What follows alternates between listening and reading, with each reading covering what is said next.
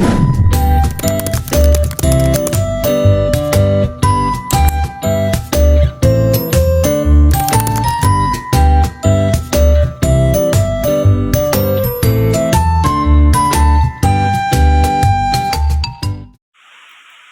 Assalamualaikum warahmatullahi wabarakatuh. Perkenalkan, saya atas nama Zakia Sanania dengan NIM 20.301.2.046. Di sini saya akan membahas terkait tentang ruang lingkup manajemen diklat bagi pengembangan sumber daya manusia. Yang pertama itu ada namanya perencanaan pelatihan, di mana perencanaan pelatihan di sini itu dilakukan dengan mengidentifikasi kebutuhan yang dilihat dari kinerja dan juga kompetensi pekerjaan yang dibutuhkan, di mana dalam hal ini itu digunakan untuk mencapai tujuan dengan menggunakan berbagai macam metode ataupun cara agar tujuan yang diinginkan dapat tercapai. Nah, yang kedua itu ada pengorganisasian pelatihan, di mana dalam hal ini itu pembentukan tim penyusun atau penyelenggara suatu kegiatan, mulai dari infrastrukturnya, materinya, kemudian metodenya, kemudian penyusunan anggaran seperti tempat, waktu, sarana dan prasarana, sampai pada penentuan jadwal pelaksanaan kegiatan. Nah, yang ketiga itu ada pelaksanaan pelatihan. Nah, di mana dalam pelaksanaan ini itu dilaksanakan dari ada beberapa metode dilaksanakannya dengan pratugas, yaitu sebelum melaksanakan pekerjaan tersebut maka diberikan pelatihan terlebih dahulu. Namun yang kedua ada namanya pelatihan dalam tugas. Nah, di mana dalam hal ini itu diberikan pelatihan saat mereka sudah mulai bertugas. Namun yang ketiga itu ada namanya pasca tugas. Nah, di mana dalam hal pasca tugas ini itu pelatihan yang diberikan setelah pekerjaan yang dilakukan telah selesai dengan tujuan untuk menguatkan atau menambah wawasan mereka terkait apa yang telah mereka kerjakan. Nah, yang keempat ada evaluasi pelatihan. Dalam hal evaluasi pelatihan ini itu dilihat dari hasil belajar atau kompetensi yang mereka tuangkan, yang mereka berikan selama proses atau selama mereka berproses di suatu lembaga. Nah, di mana di sini dinilai dari dengan melihat timbal balik yang mereka berikan kepada suatu lembaga dengan pelatihan yang telah mereka dapatkan sebelumnya, dengan tujuan apa yang mereka inginkan itu tercapai dengan baik. Mungkin itu saja dari saya. Lebih dan kurangnya wassalamualaikum warahmatullahi wabarakatuh. Baik, perkenalkan, nama saya Alvin Arman dengan NIM 052. Saya akan melanjutkan pemaparan pemateri sebelumnya, yaitu dari saudari Zakia Sanania. Di sini saya akan menjelaskan tentang tujuan manajemen pendidikan dan pelatihan untuk pengembangan sumber daya manusia. Berikut ada beberapa menjadi tujuan utama dari manajemen pendidikan dan pelatihan.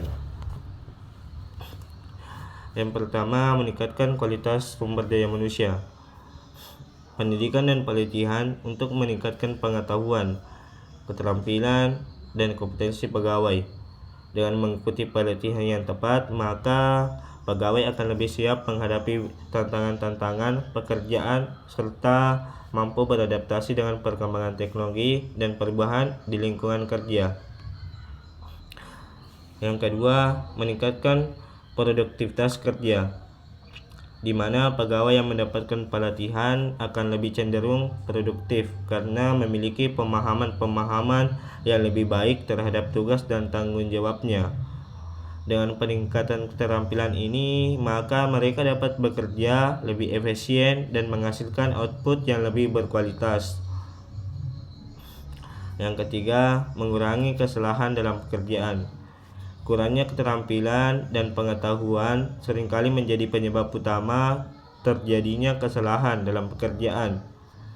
Dengan adanya pendidikan dan pelatihan, maka pegawai dapat memahami prosedur kerja dengan lebih baik, sehingga mampu meminimalkan risiko kesalahan yang dapat merugikan organisasi. Yang keempat, membangun etos kerja yang baik. Program pendidikan dan pelatihan tidak hanya berfokus pada peningkatan keterampilan, tetapi juga membentuk karakter pegawai agar memiliki etos kerja yang disiplin, bertanggung jawab, dan profesional. Yang kelima, meningkatkan kepuasan dan motivasi kerja. Dengan adanya kesempatan untuk belajar dan mengembangkan dirinya, maka pegawai ini akan merasa lebih dihargai sebuah organisasi. Hal ini dapat meningkatkan motivasi dan loyalitas mereka, sehingga karyawan lebih berkomitmen dalam menjalankan tugasnya dengan baik. Secara keseluruhan, manajemen pendidikan dan pelatihan memiliki dampak yang signifikan terhadap perkembangan sumber daya manusia dalam suatu organisasi. Dengan pendidikan dan pelatihan yang efektif, maka organisasi dapat menciptakan tenaga kerja yang lebih kompeten, produktif, dan berdaya saing tinggi. Baik, itulah pemaparan materi dari saya terkait dengan tujuan pendidikan dan pelatihan. Saya persilakan kepada pemateri selanjutnya untuk melanjutkan pemaparan materi.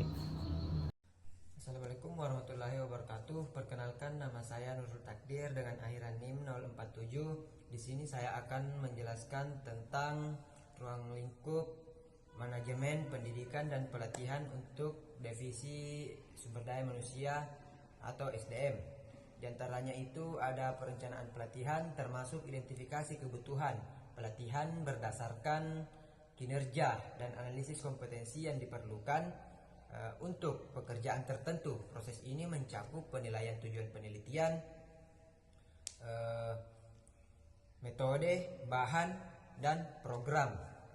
Yang kedua itu ada pengorganisasian diklat. Pengorganisasian diklat itu membangun tim atau penyelenggara pelatihan, menentukan pelatih, mentor, mediasi atau penafsir, persiapan pelatih dan mekanisme. Dan yang ketiga itu ada pelaksanaan program diklat, di mana pelaksanaan program diklat itu